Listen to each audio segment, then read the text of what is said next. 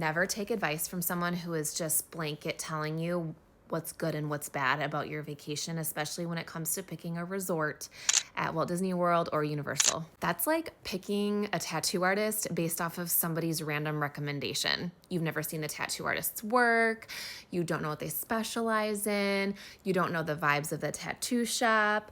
No, no, no. I would never do that. Y'all are spending thousands of dollars on these vacations. It is so important to just stop expecting a simple answer when you're asking what resort is good for kids. All of them, it's the theme parks. What resort has the best theme?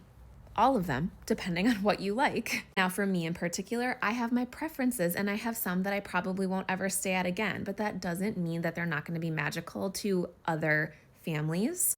And let's be real, at the end of the day, the most magical thing is to not get super into debt over spending a lot of money on a hotel, right? Best advice is to first decide your budget and then pick your resort within your budget.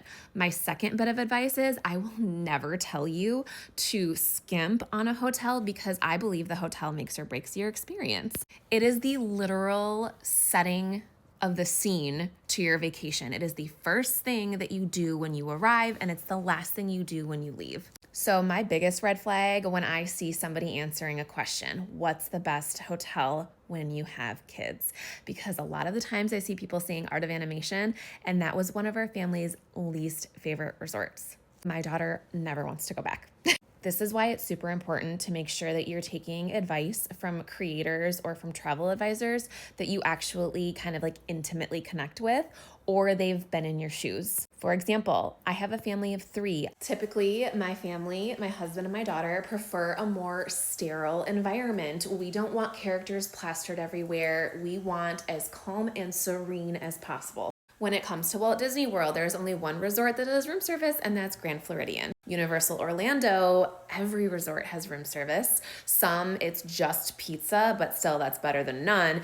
And then as you get up to the premier levels, you get a little bit more options. I hammer in on the fact that this is a long conversation, and I just really encourage you to not take random people's advice based on a kind of one-sided conversation. Because yeah, you'll never catch me recommending Art of Animation. Also, we'll be super excited for anybody that says that they're going to stay there. I hope this helps. Have a great day.